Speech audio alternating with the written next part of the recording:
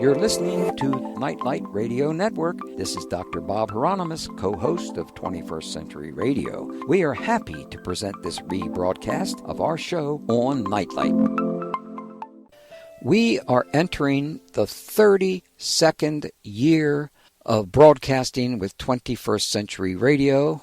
That is a record, period. Actually, it's a world record, which was born in Baltimore in January of 1988. Our purpose has always been to introduce our audience to the new paradigm. Today, there are thousands of radio shows and podcasts that cover these same new age or new paradigm or paranormal topics, but back then, we were the only ones in the country. Sadly, one of those pioneering radio hosts, Art Bell, who created Coast to Coast Radio, a dear friend of ours, has moved on into the spiritual dimensions this past weekend. And he will be sorely missed. Thank you, Brother Art, for assisting and supporting the New Paradigm movement and reaching so many people. Also, sadly, since we've been on the air for over 30 years, many of our pioneering guests on 21st Century Radio have also passed on into the world of spirit. All of them champions of the new paradigm who can no longer be heard on 21st Century Radio, except you can, of course, hear their tapes. I'm talking about people like Brother Christopher Bird, our very dear friend and best man at my wedding to Dr. Zahara in 1980. Chris Bird joined us starting in 1988 to talk about his books on the divining hand. What a book that is, the 500-year-old mystery of dowsing. And he also joined us with his co-author Peter Tompkins on the books Secrets of the Soil and The Secret Life of Plants in 1988 and 1989. In that same year, Dr. Barry Fell joined us to discuss his books, America BC and Bronze Age America and Saga America.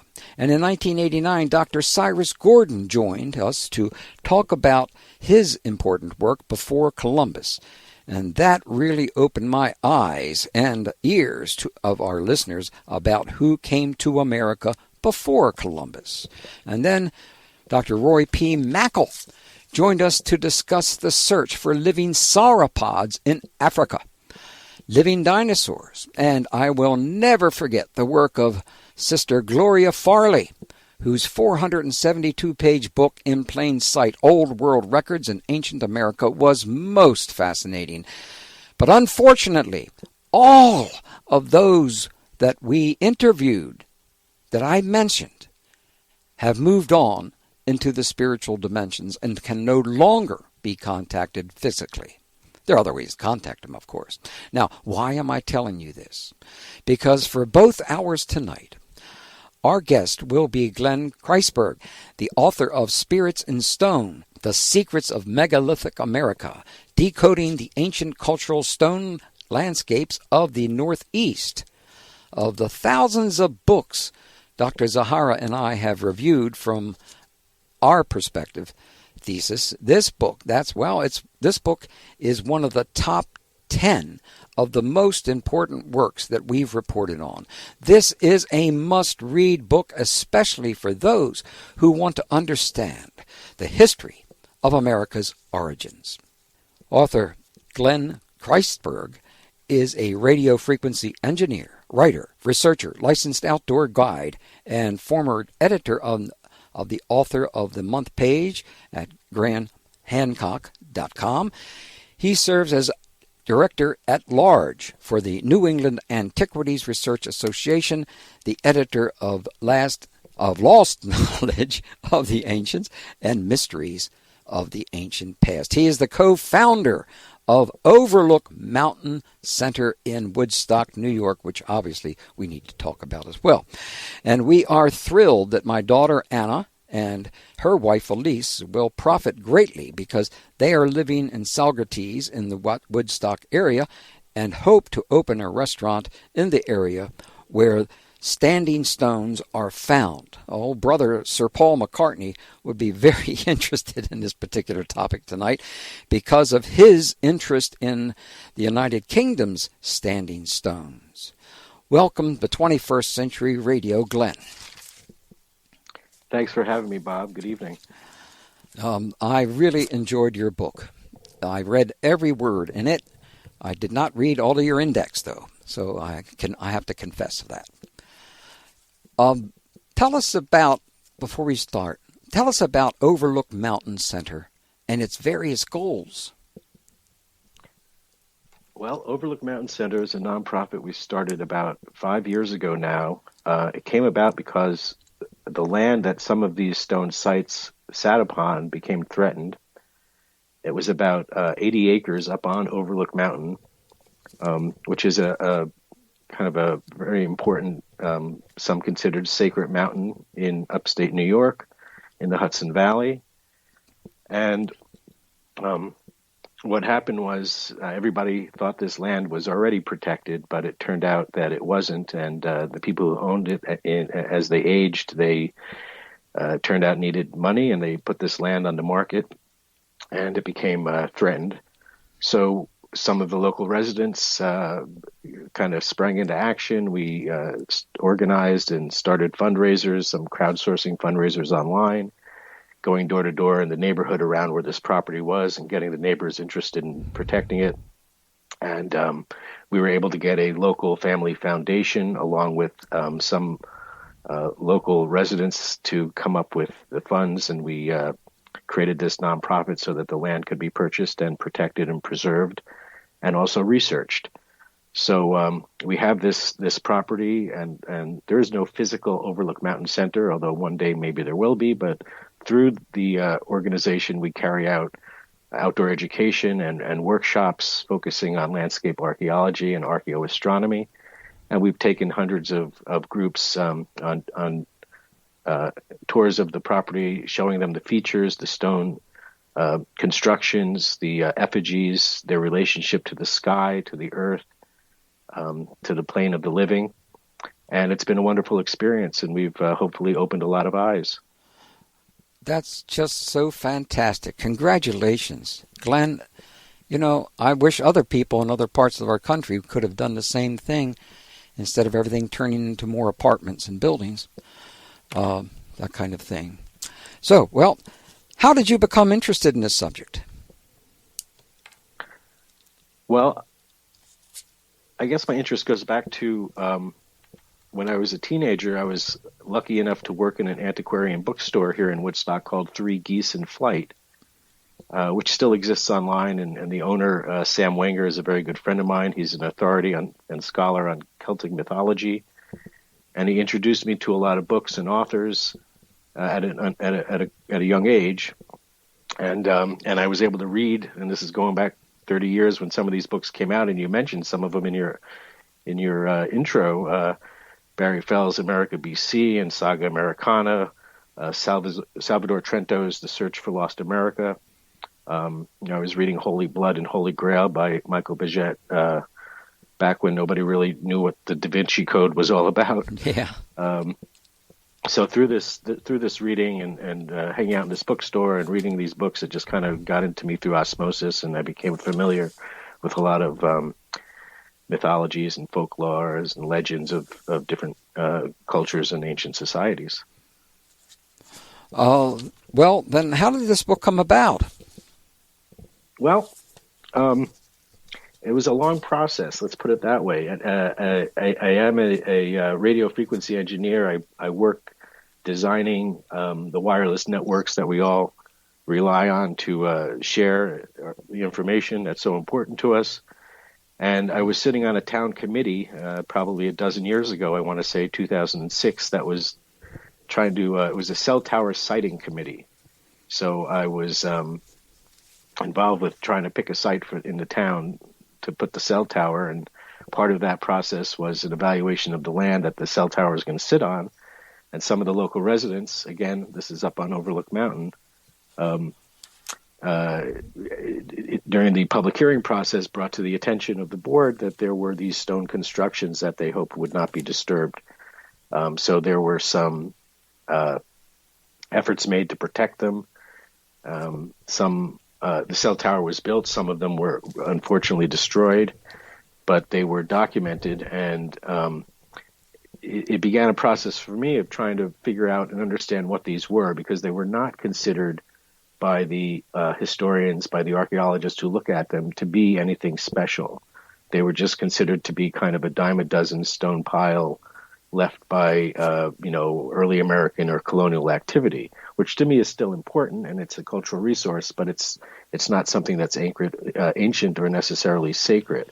But then there were people who were saying that these were something else, and that they were not just the earlier colonial, early American constructions, but that they might be Native American origin, and that definitely got me interested in trying to understand them in their true cultural context.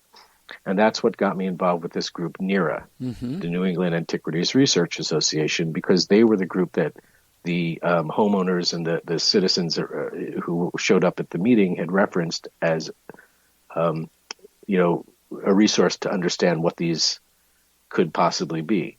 So we reached out to them, and they came and looked, and we ended up having some tribal preservation officers from the Stockbridge Munsee come and look at some of these constructions, and they agreed that they probably were Native American, and probably this was a sacred site that we were looking at. So being an outdoor guide, I spent a lot of time in the backwoods and exploring off trail, and I came upon a lot of these things in my own wanderings, and I had always just considered them, again, kind of what you'd expect to see in a landscape, having had been built over the last couple hundred years and occupied. But I started to realize there was a much greater mystery involved with some of these, and began looking at them in a new way, and trying to kind of understand what their true meaning could be. You really built a good bridge between your work and your type of research, and the more those who adhere more to a very scientific perspective, and have really been actually helping establish a kind of a working partnership with them, which I think was fantastic. That's a hard thing to do, and it has obviously had much to do with your research methodology. Could you tell us about your research methodology? Sure. Well, I guess I would say I take the GIS approach, global information systems. I do a lot of mapping and plotting of site locations. And what this allows you to do is you build a database of your different sites, the locations, the features, the elevation, all the data that you can gather. You put it into a database that allows you to sort and filter and create thematic maps from the data. Mm-hmm. And this reveals patterns. You're looking for concentrations of different features, distributions of different features and sites on the landscape. And one of the patterns that was revealed through this methodology was the relationship to the sites, to each other, and to events on the horizon, such as solstice and equinox, sunrises and sunsets. But there are also other patterns that are revealed having to do with the place names of where these locations were. In the Catskills here, which was settled by the Dutch, a lot of the place names the Calvinist Dutch gave to the locations where the Native Americans held their sacred ceremonies were devils. Devil's Kitchen, Devil's Tombstone, Devil's Acre, Devil's Path. All these are names in the Catskills that kind of remind us that, okay, when the settlers first got here, they saw the Native Americans doing things. Of course, the Dutch considered the natives to be devil worshippers, so they gave these names devil to reflect that belief. This incorrect belief, of course, because the Native Americans were not anything such as devil worshippers, but much more practiced a form of shamanism that we would recognize. So my methodology is to kind of understand these locations on the landscape, how they relate to each other, and how they might possibly relate to events in the sky, through the eyes of archaeoastronomy and landscape archaeology. Well, with that, we need to take a break, and when we come back with Glenn Kreisberg, we are going to be talking about his criteria, his site criteria. There go the Stones. Oh, gosh, that was a really strange time. The battle between the Stones and the Beatles. Remember the battle between the Stones and the Beatles, Glenn? I guess I do. I have to admit my age, but I do remember it. Well, I'm 74, so I think I'm probably twice as old as you are, right? No, but you got 15 years on me. Okay. Now we know how old you are. We can figure it out now. Okay. Please tell us about what is your site criteria? Site criteria. Okay, what makes the grade? Well, as I mentioned, there's a lot of stonework out there in the Northeast. In fact, in an 1880 census, that the U.S. Census, part of that was a stone fence survey of New England.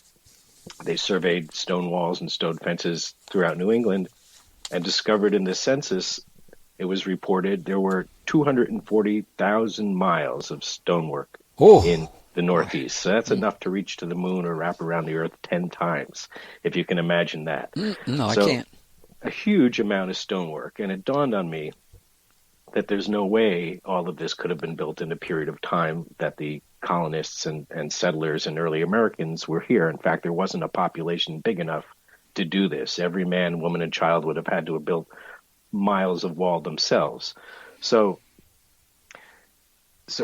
how do you distinguish? So obviously some of this was pre-existing. Some of this stonework was here already when Europeans arrived. But how do you distinguish that from what is something that is Native American or indigenous and was here before?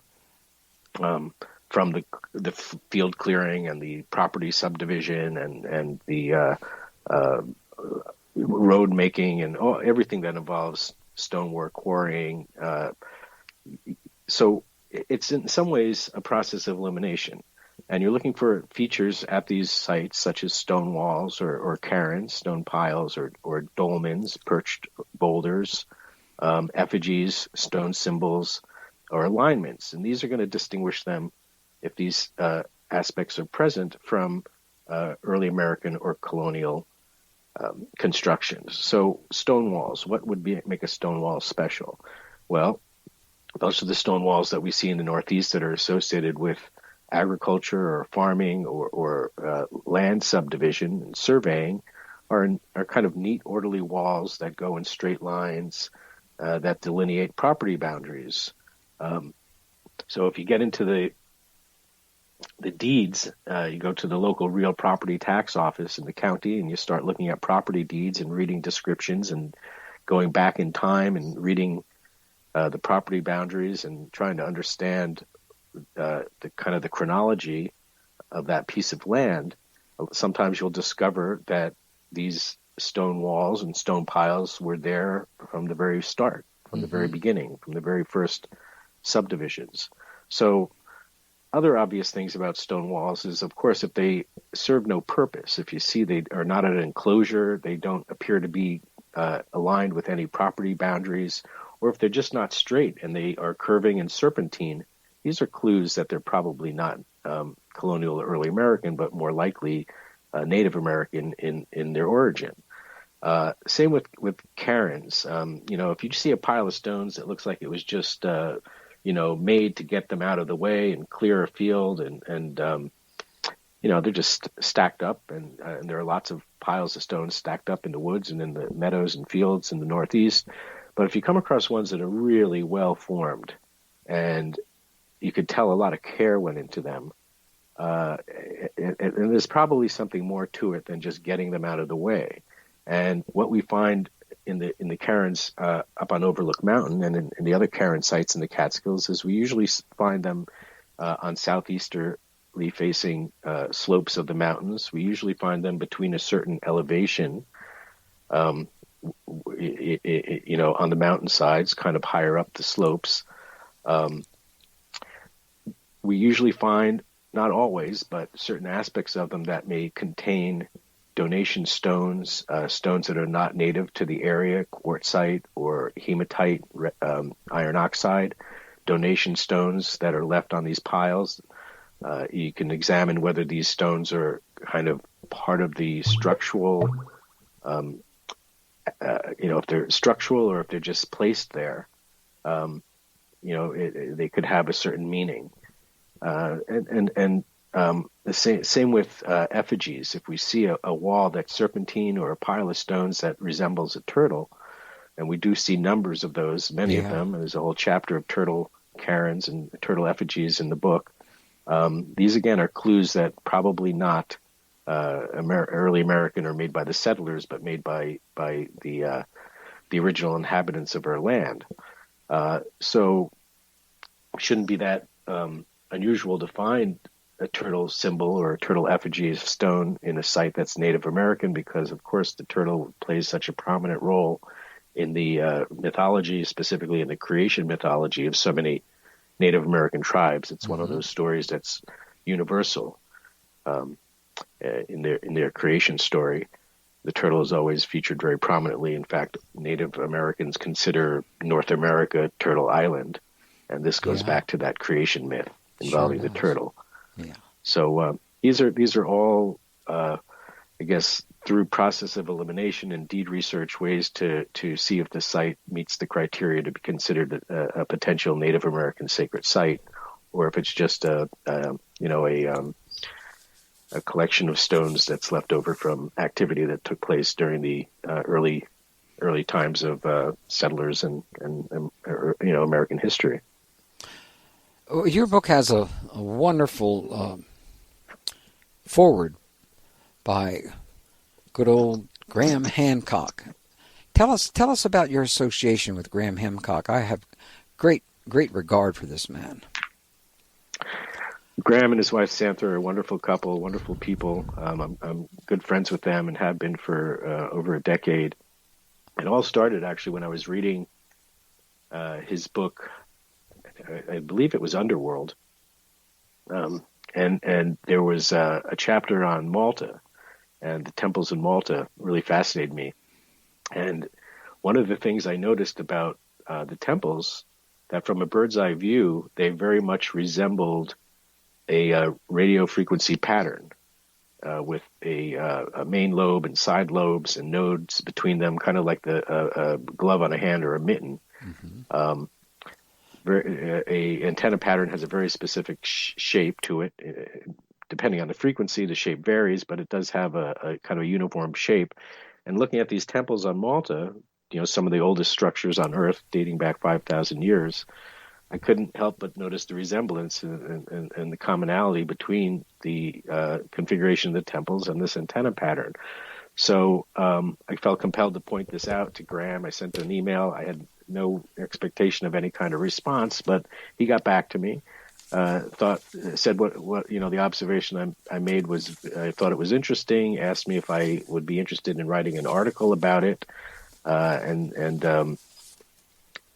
he talked me into it, and he published it on his website, and it got a little bit of attention. It was republished in Atlantis Rising, the magazine that you might be familiar with. Oh, sure.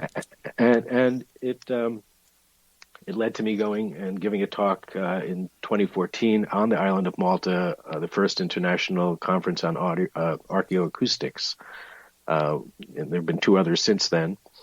And that was a fascinating experience and gave me a chance to do some research at the temples in Malta, having to do with sound and frequency and energy and how they interact with the temples and specifically the configurations of the temple. So that was first how I got in contact, and then we had met in person at the Conference on Precession and Ancient Knowledge, CPAC, that takes place yearly out west, sometimes in California, sometimes in Sedona. Walter Cruttenton is the director of that conference. I've had the pleasure to attend many times and was also a presenter in 2010, and again, gave me an opportunity to meet some of the other researchers in this field and exchange ideas and get to know one another a little bit. So collaborate some. Well, obviously, there are so many interesting areas within your book that our listeners will find as well. What are your favorite or most interesting sites? Well, you briefly mentioned the chapter on Dance Camera Point on the Hudson River, and this is something any of your listeners, if they grab a map or go to Google Earth and work your way up the Hudson River from New York City on the west side, just above the city of Newburgh, you'll come across Dance Camera Point, originally called Duval Danskamer by the Dutch crew of Henry Hudson's ship on his third voyage his third voyage of discovery to America. He came up the Hudson River, and on the evening, I believe of the third night, they passed Dance Camera Point and saw a ceremony taking place with many Indians dancing around rings of fire. And of course, to the shipmates on the Half Moon, they saw this as devil worship, and they called it and Danskamer, Duval Danskamer translates in Dutch into English as Devil's Dance Chamber. And so Dance Camera Point was always a place that interested me. Unfortunately, in the late 30s, it was developed into a power station. So anything that was originally there was destroyed. But because it had the name chamber in it, the word chamber in its name, I always found it fascinating. Was there a stone chamber there? There are many stone chambers just across the river in Putnam and Dutchess County, well known to a lot of researchers. John Burke did a lot of work on those. So I was really curious about Dance Camera Point, and it all came together about 2 years ago when I started looking at the relationship between Dance Camera Point, this very prominent point of land sticking out into the Hudson, and the mouth of the Wappingers Creek, which is right across the street, right across the river, right across the Hudson River from Dance Camera Point. And just a little bit north, you'll see the mouth of Wappingers Creek, named for the tribe, the Wappingers Indian tribe that inhabited that area at the time of contact.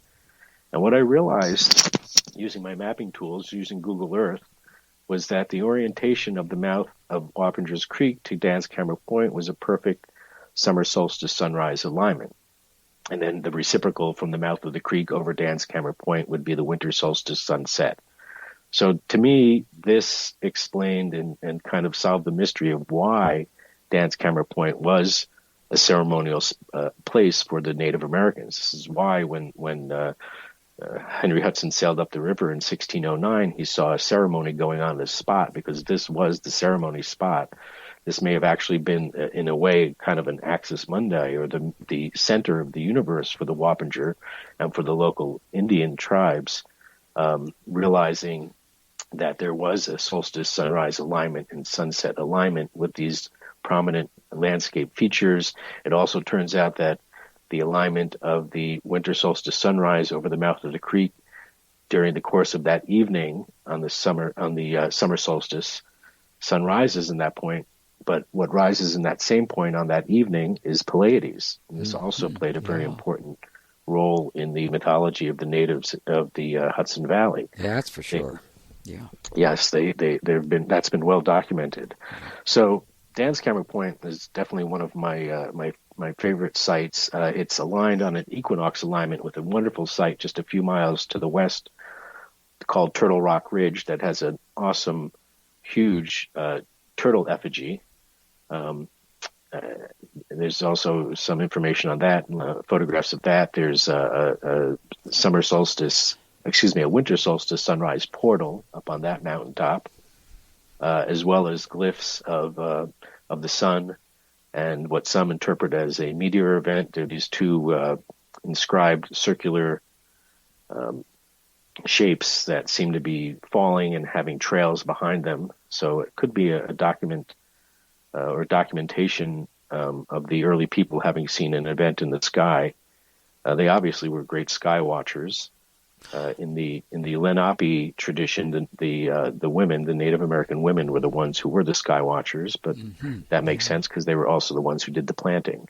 Yes, that's true. Well, we got to take a break here, and when we come back, let's talk about those patterns that are revealed by your research with Glenn Kreisberg. And the book, of course, is Spirits in Stone, The Secrets of Megalithic America, Bear & Company, available at Amazon.com and Barnes & Noble. Yeah, this is Ziggy Marley saying love, and you're listening to 21st Century Radio with Dr. Bob Hieronimus. One love, y'all. Well, this is one of the most interesting interviews, you know. Over the years I've been doing interviews, but this one is very special. We got a copy of the book, and then all of a sudden my daughter wanted a copy of the book, and then my wife wanted a copy of the book. That's how important we feel this book is. Now, Glenn, what patterns are revealed by your research? Well, I think it's safe to say that the patterns that are revealed are a relationship between these sites and their locations, their relationship to each other, and their relationship to events occurring in the heavens. So by that I mean that many of these sites display alignments, either an alignment with another site or a series of sites that connect to a point or are pointing to a place on the horizon where the sun is going to rise or set, usually on the longest or shortest days of the year, or on the equinox when the days are evenly split between light and dark. So these types of patterns certainly are not new. We've seen them, if you're familiar with David Overton's book, The Secret Architecture of Our Nation's Capital. Oh, yes. He was a dear friend of ours. Wonderful book, and opened my eyes to the Masonic tradition of the layout of our capital, and how many of the roads and avenues are set at the angles that align with these solstices and equinoxes, and in some cases, the rise and setting of Venus, the morning star. So they were clued in. They were definitely clued into something much more ancient than just the founding of our country. Of course, many of those alignments are not recognized or even known or even realized today because modern construction have blocked them because people were not aware that these originally were intended to align with the sun shining down the avenue at a certain day, a certain time. But if we go back further, the Anastasi and Sexual Hopi, Gary David's book, Star Cities of the Southwest, documents how over many generations they moved their habitations and their encampments and their homes perfectly along the solstice alignments. And I found that very fascinating. So it's an ancient tradition, this pattern of building and aligning monuments with events in the sky, and we're just very disconnected with that kind of belief today. So we're kind of blind to it. But if you know the angles, if you know where to expect to see these events happen, and at our longitude up in here in upstate New York of 42 degrees north, the angles are fixed, so we understand what they are. When you do the measurements, it's different plotting them on the map as to measuring them in the field with the compass, because you have a difference of about 14 degrees due to declination, so you have to make those corrections. But if you know where to look and when to look, and you're at the right place at the right time, you can document these events and understand that there is a pattern.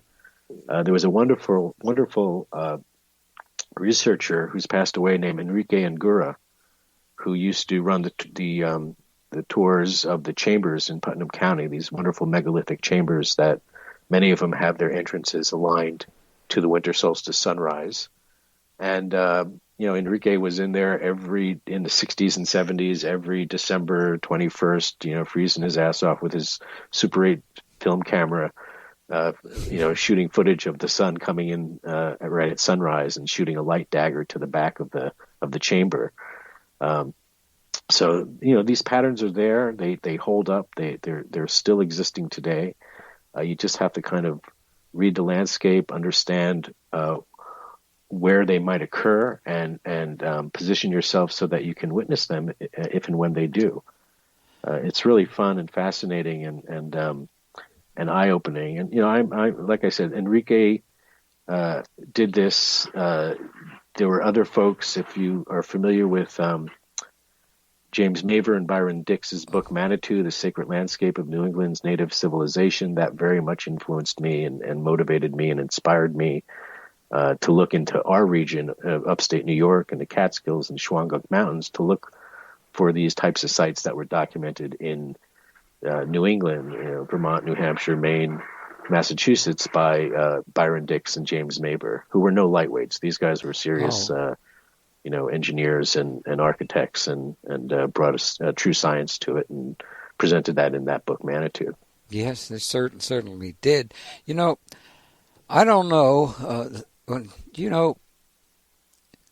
Your book must contain about 325,000 photos, and they are. And all right, okay. So I'm exaggerating a little bit, but I'm just doing the same thing our president does all the time.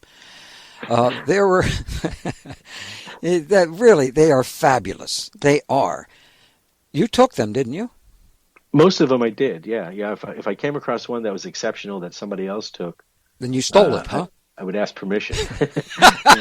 and there's a few of them in there because people are always sending me stuff and sometimes I can't resist and I say, oh, I'd like to put this in the book. Do you mind if I use that photo or so yeah, the pictures tell the story. Again,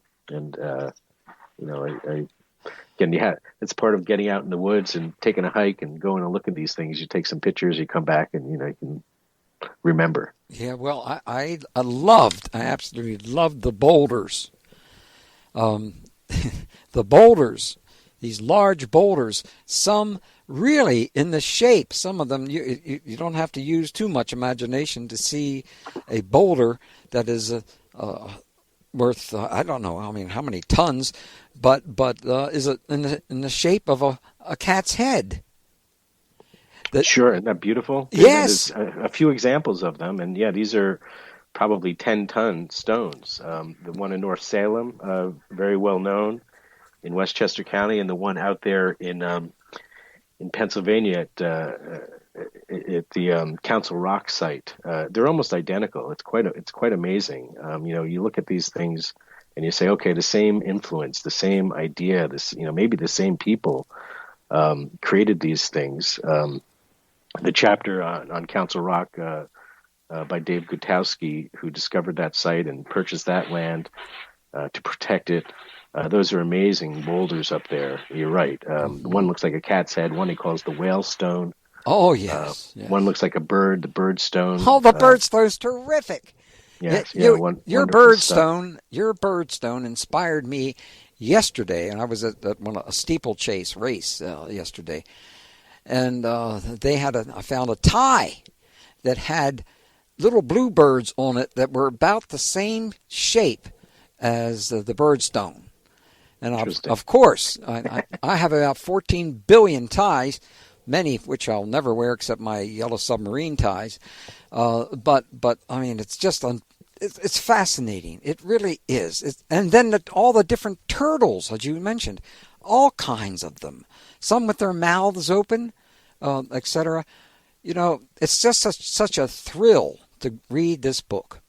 When I came into incarnation in this particular life, my love of books in other previous lifetimes just led me to believe that, boy, I want to make sure people read and continue to read. But right now, we got to take our final break here for first hour, and we'll be back next hour. And we will continue with what aspects and features are in common with similar sites around the world. Now here, Sir Paul McCartney, if you're listening tonight, you've got to pay attention to what we're going to talk about next hour. Okay? We'll be back in just a few minutes with Spirits and Stones, Secrets of the Megalithic America, Bear & Company. Our executive producer and research assistant is Laura Cordner. Our engineer is Anita Brockington. And our guest, of course, is Glenn Kreisberg, Spirits in Stone. Kreisberg, sorry. My boss always corrects me. Kreisberg, Spirits in Stone, The Secrets of Megalithic America, published by Bear and Company, available at Amazon.com and Barnes & Noble, and on the links at the front page of 21stcenturyradio.com. Glenn, what aspects and features are in common with similar sites around the world? Sir Paul McCartney, wake up. Listen to this. Well, in the book, I do examine important sites around the world for insights into ancient megalithic culture. And one of the things that I find in common is that in Northeast America, as and elsewhere, the pattern revealed through the landscape archaeology and the eye of archaeoastronomy speaks to the sophisticated belief system of an ancient population that understood the complex movements of the night sky and integrated those beliefs into their lives and into the worldview. I think, as in other places, here they accomplished this through the cultural practice of celestial observation, landscape manipulation, and monument construction, as well as through their travels and contacts with peoples from other regions and parts of the world. Of course, this is controversial information. In the Northeast, this is generally not accepted by the historians. I know the archaeologists locally. We've got Marilyn Johnson at Vassar. We've got Joseph Diamond at SUNY New Paltz. We've got Christopher Linder at Bard College. They're all wonderful archaeologists, but none of them would agree with most of what's in this book, the premise being that the Native Americans built in stone, and in some cases aligned those stone constructions to the movements of the heavens and events on the horizon. That's just not accepted in the Northeast. But throughout the rest of the world, and throughout the Western Hemisphere and the Southwest, in Central America, Mexico, and South America with the Inca, and all these cultures are credited with having built in stone and having performed celestial observations and had that be an important part of their life and belief system and worldview.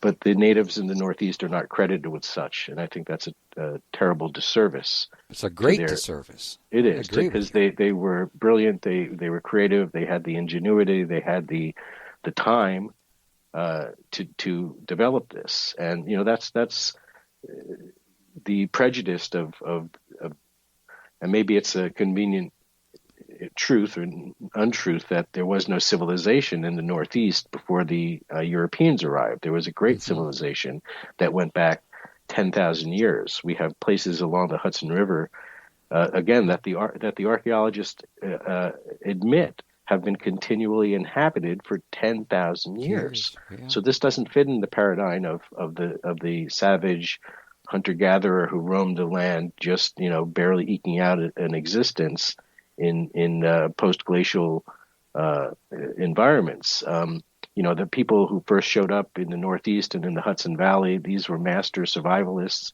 They had come from other parts of the world where belief systems have been developed, and being in unity with the land and with nature was very much a part of existence. And they knew how to exploit the features and the resources of a region to make a good life for themselves, and that's pretty well understood. But the crediting them with having really had the wherewithal to create and sustain a civilization and develop sophisticated belief systems, they don't just make it in the view of the scholar and historians of our area. But I do have to say that is starting to change, thankfully. It is. There are researchers that I could name: Curtis Hoffman, UMass, Bridgewater.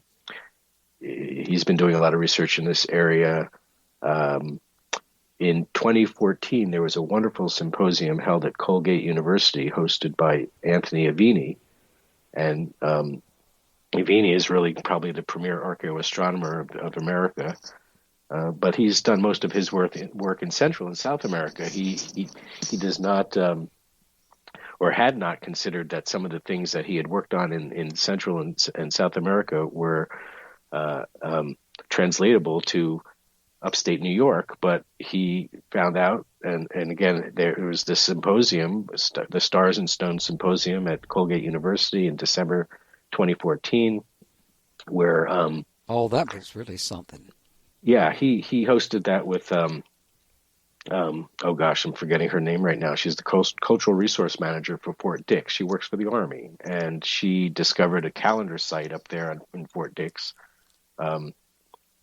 in upstate New York, that it displayed a lot of these aspects that we've been discussing. There were effigies, bare effigies. There were alignments with star rises. There were alignments with the solstices and equinox.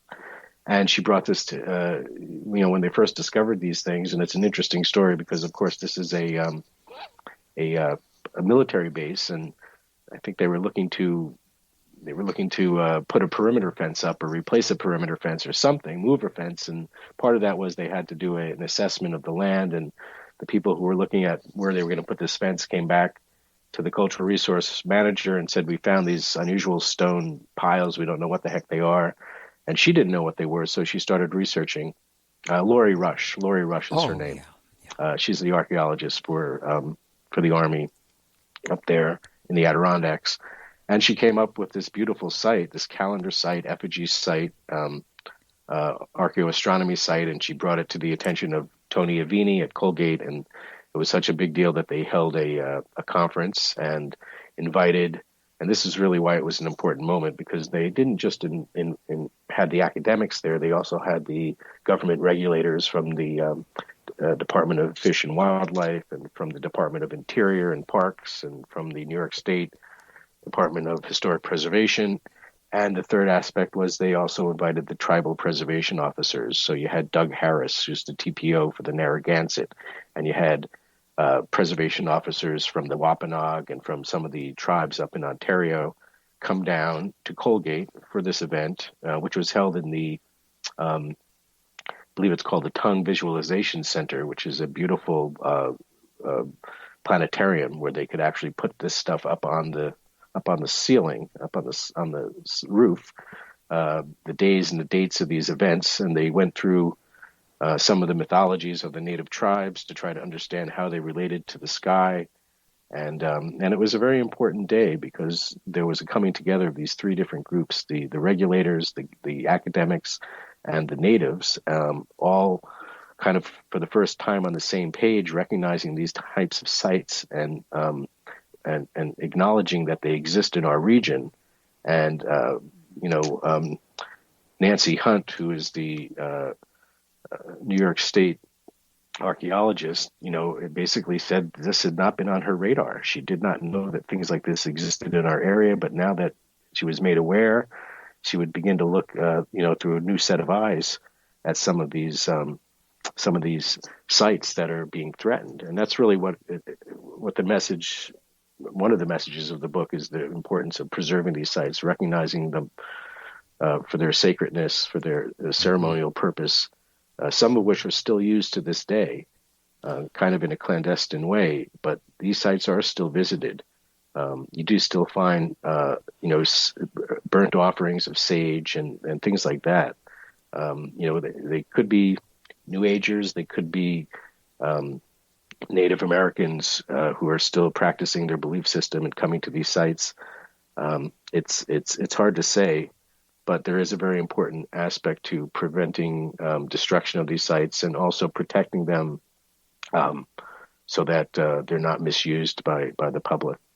Well, obviously, I'm a bit disappointed with our particular administration and their treatment of the Native Americans. We destroy their sacred water areas. And who's responsible? Well, our president is at war with them, along with the Koch brothers. They will do anything and everything to destroy them.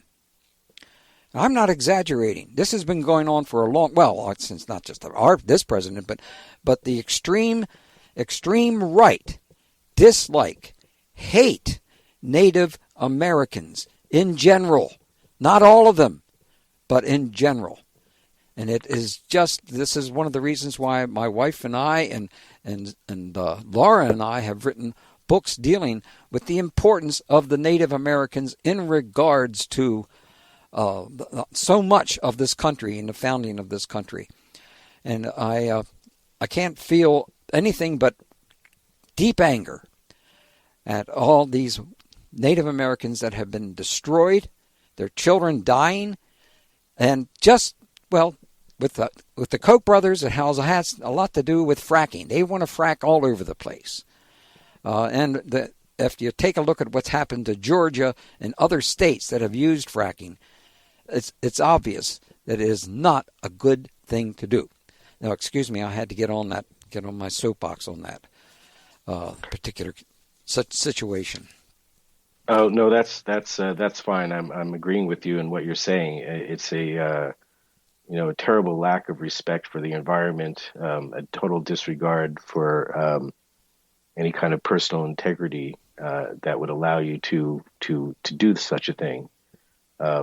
It is distressing, and it needs to be met kind of head on. And when you see the things that took place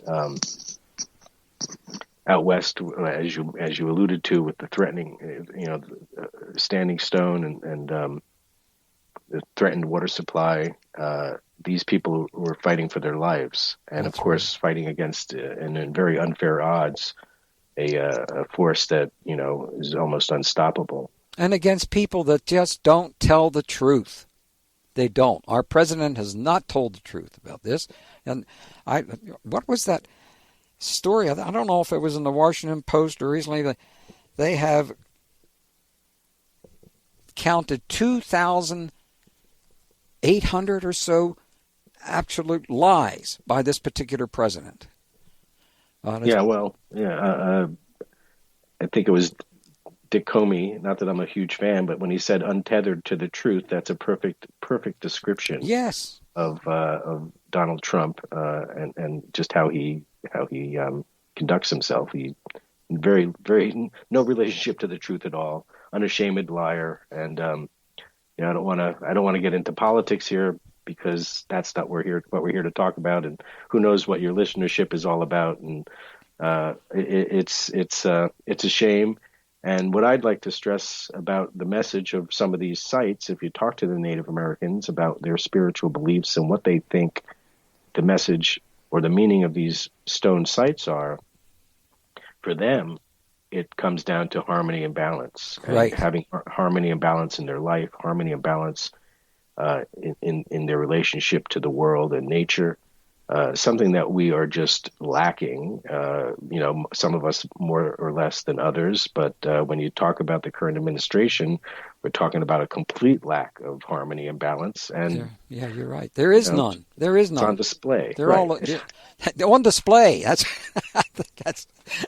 a pretty good from that aspect. I'm laughing right now, but it's so pathetic. It's truly pathetic because the world is looking at us as many of them as we're fools.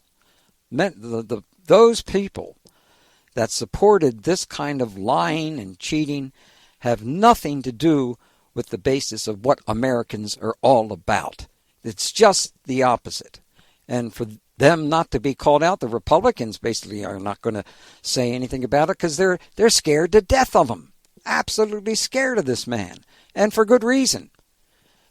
Because the more stuff that's going to be dug out on him in the next couple of months, I think would be enough to frighten anybody as to what kind of person that was. And of course, my boss is saying, time out for a break here on 21st Century Radio, which we will do. Hi, I'm Michael A. Cremo. I'm author of the book Forbidden Archaeology, and I'm very happy to be on 21st Century Radio with Dr. Bob Hieronimus. It is a fascinating show, intellectually groundbreaking, presenting alternative points of view on all areas of science and popular culture. Now, let's get back to Glenn.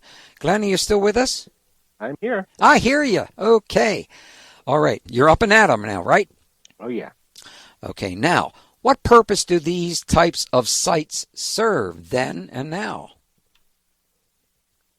Well, that's part of the mystery of understanding them. In looking at other sites worldwide and trying to understand their use and see if there's a similar purpose behind these sites, you have to look at the practices that may have taken place at these locations by the ancient people who built and utilized them.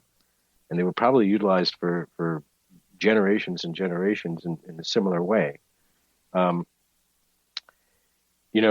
John Burke in his studies of the chambers in Putnam County identified electromagnetic hotspots or anomalies associated with the entrances of some of the chambers. So these would be places where the Earth's own electromagnetic field is spiking, or in that particular location, usually due to the geologic features, the type of rock that's in the ground locally, and how it's configured, can cause fluctuations in the Earth's electromagnetic field. So it's interesting that they identified these, associated them with the chambers. Burke's also, some of John Burke's work in Carnac in France showed that all of the north and south axes of the stones were aligned. So each stone has a magnetic north and south axis, each large megalithic stone. And he determined that they were all lined up with the norths on one end and the south on the other, kind of like the analogy would be a particle accelerator, a lot of magnets with all their polarities aligned to increase the particle acceleration. So there's a lot of clues here, and trying to bring them all together and understand what these purposes were. I guess for me, the common denominator is that they were probably sites where people gathered and took part in ceremonies to alter their state of consciousness. And this was possibly for different reasons, but usually to facilitate some type of communication with the spirit world or the another dimension or another realm, where wisdom was sought, so I think that is certainly one of the main reasons these sites were built as temples or places where people could take part in raising their consciousness and connecting with the spirit world. But I also think they served other purposes, and that would probably relate today to what we would call science, but not necessarily in the sense that we understand science, because we, of course, describe science with terms that the Greeks gave us: hydrology, geology. Scientific and technical terminology didn't exist before the Greeks. But of course, there was observation of nature by humans, and the way they recorded it a lot of times was an allegory or through symbolism. And a lot of these sites contain those types of symbols, those kinds of symbols that we would relate to a scientific principle, perhaps. You could say that the mountain provides pure water and sustenance to the people, and without understanding that there's some type of static hydraulic force that's taking place in pressure that's making the water come out of the mountain in a spring. So there's science there, but there's also allegory and symbolism that is how it's expressed through these megalithic sites, and it's not a easy puzzle to put together.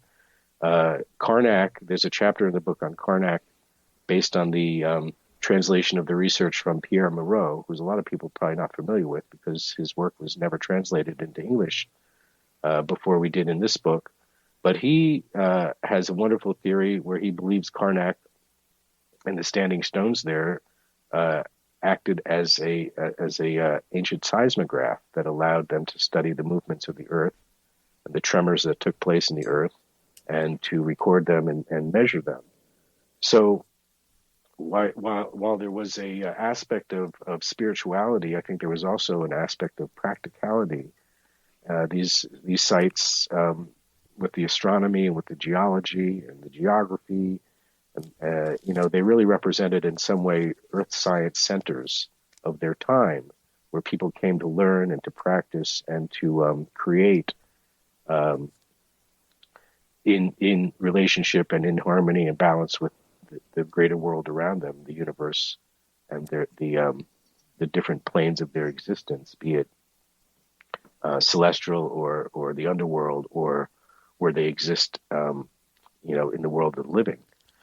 So when you try to say were they used for just one thing, I don't think you can. No, I think you you can say they were used for many different things by some very smart and ingenious people. Yes, well, certainly they had a lot of geniuses amongst them, because if your philosophy is trying to maintain your balance, which I think is key to attaining higher consciousness. I found Chapter 13, Mission Malta, Exploring Sounds and Energy Properties of Ancient Architecture, just so fascinating. Could you talk a little bit about that particular chapter? Because you did touch on altering consciousness through communicating with other realms. Yes, and I think that was a big part of the temple, purpose of the temples at Malta, and the society, the ancient culture that existed on Malta thousands and thousands of years ago, a matriarchal society. It's interesting to note. I think the women kind of ran the show there, and it was also a very peaceful culture. For thousands of years it existed. It was pre-literate. They had no form of writing, but they had art. And what's interesting to note is that there are no depictions in any of the ancient Malta culture inscriptions or artwork of anything pertaining to war or violence or invasion. No spears or shields or chariots or depictions of battles. Apparently, they lived in peace and harmony for thousands of years on Malta, creating this temple culture. And as I explained earlier, these temples have a very specific configuration to their architecture. There are no sharp edges. Everything is very rounded. Maybe as a reflection of the goddess figure that was revered, and many archaeological findings support this goddess figure, a very large Zoptic woman who probably had a great voice. And, boy, was that neat!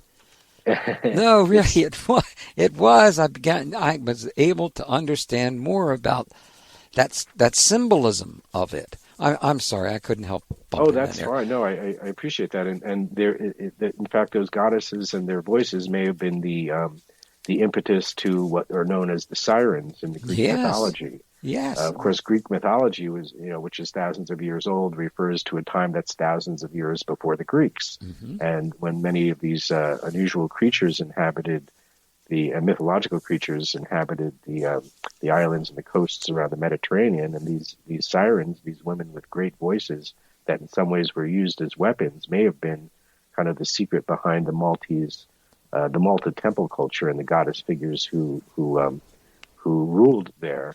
I don't want to say that it was simply a feminine ruled culture. It may have been a culture that there was a proper balance between the roles of men and women, as existed with Native American culture. There was a strong prominence on the woman's role and in leadership in the group, and there was a balance. And of course, we don't have any such balance today. Mm-hmm. But it may have been the secret to societies living for many, many generations in peace and in harmony and in balance. That relationship between the men and the women and how they worked it out.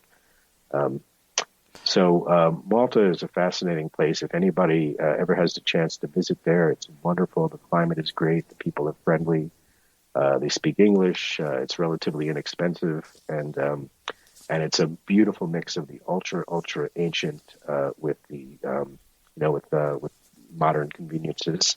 So I highly recommend Malta as a place to visit. And great photos. Great photos. Once again, did you take many of these photos? Yeah, the Malta ones, yes. That was The carved wave guide ceiling channel.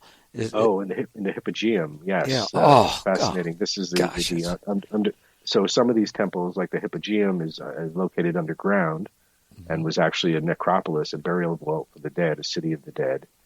Only discovered in 1900 by accident. This amazing 3-leveled underground, carved from coralline limestone. Beautiful, beautiful chambers, very aesthetic. I believe 1,000 years before the pyramids. These are quite ancient and just mind-boggling, really, in how they pulled this off and created these beautiful forms. Really impressive. There are so many other wonderful chapters in here.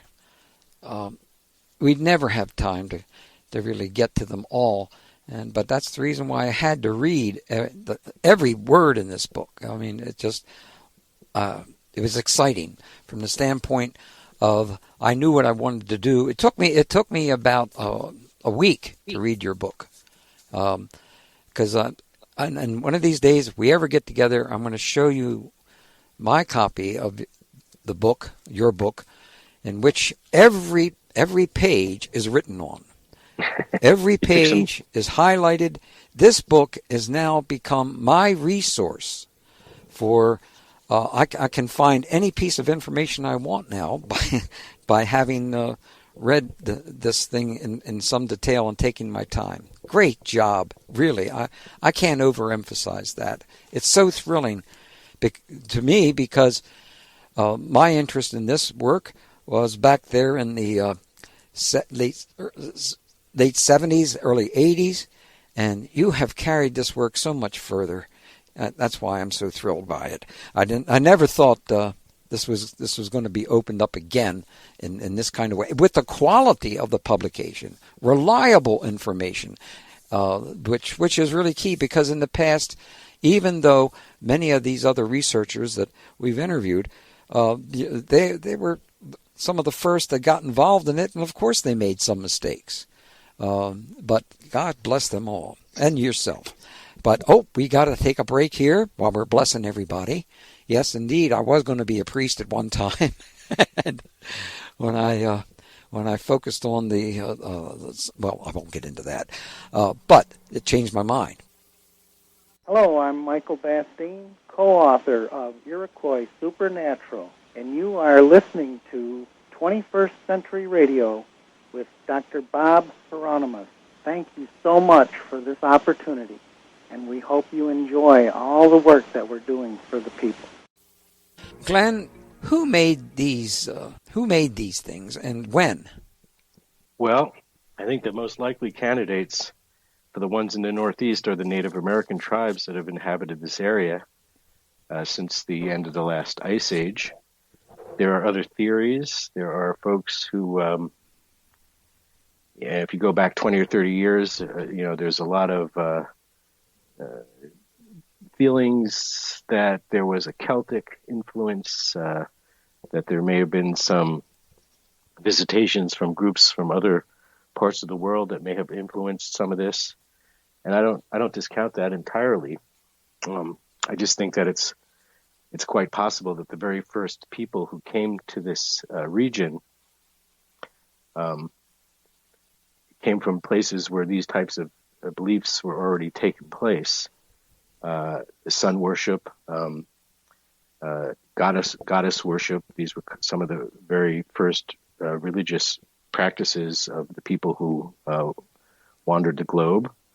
I do think there is room for early pre-Columbian transoceanic voyages to have brought people here, not necessarily 10 or 12,000 years ago, but 3 or 4,000 years ago, and through diffusion spread their ideas. They could have influenced some of the native tribes and groups that were already here, an exchange of ideas, cultural cross-pollination. I think a lot of that took place. You have civilizations in the Midwest of America, the Adena, the Hopewellian, early Mississippian cultures who were mound builders and built great cities and structures of earthen mounds. The Ohio Serpent Mount is a great example, Cahokia. Yeah. But they also were influencers and were influenced by other cultures who they came in contact with.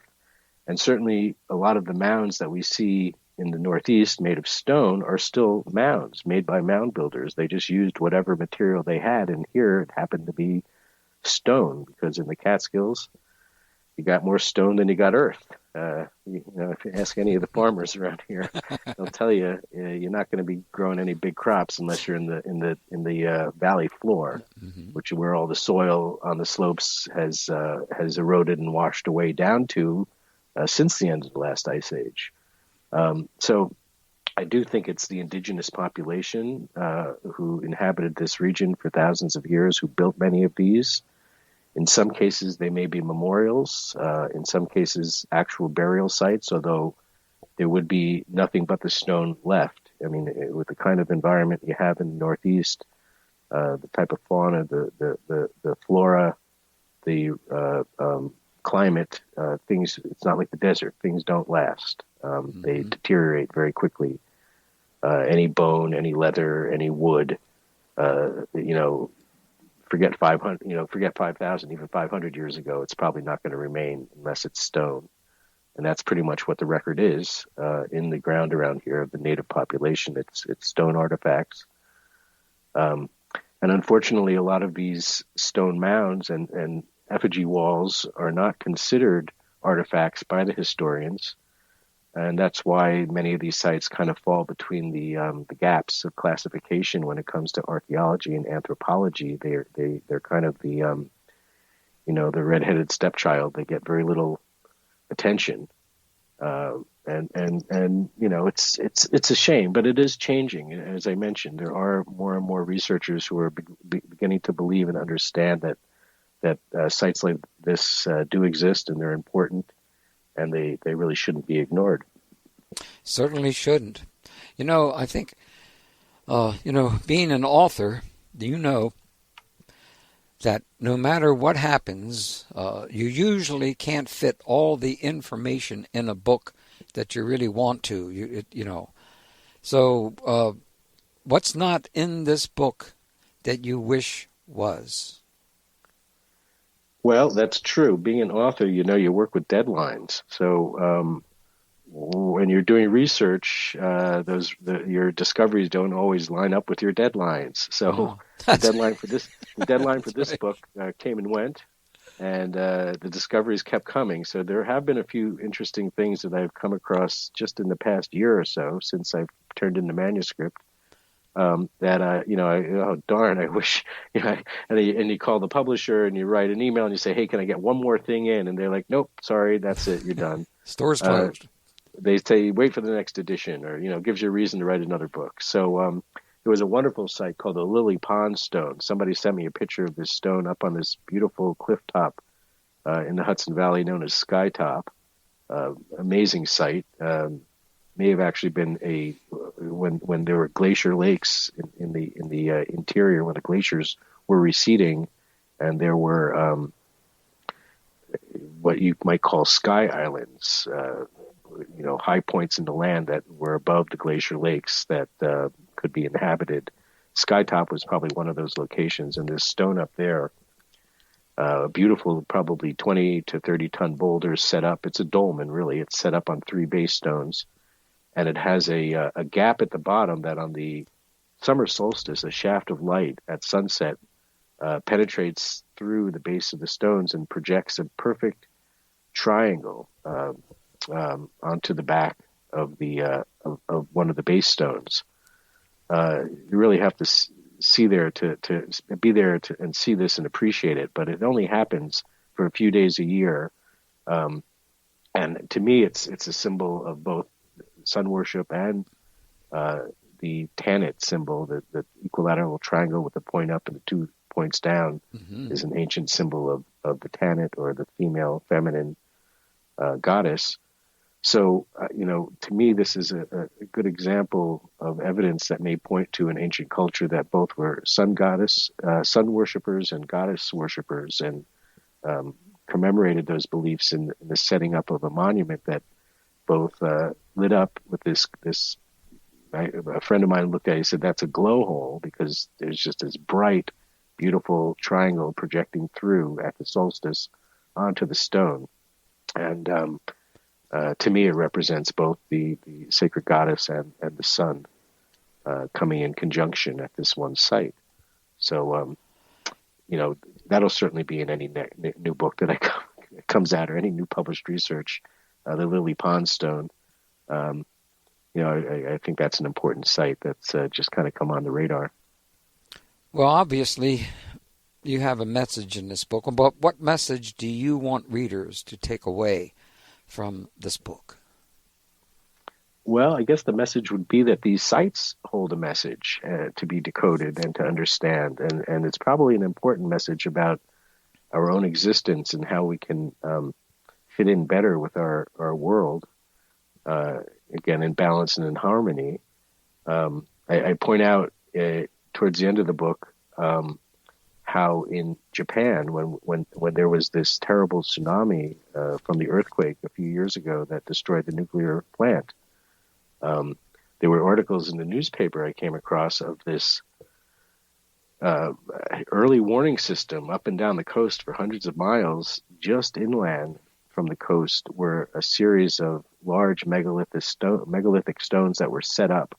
The most recent one, 600 years ago, but these were set up for many, many generations and years before that. Just the most recent one was 600 years ago, but they date back much further.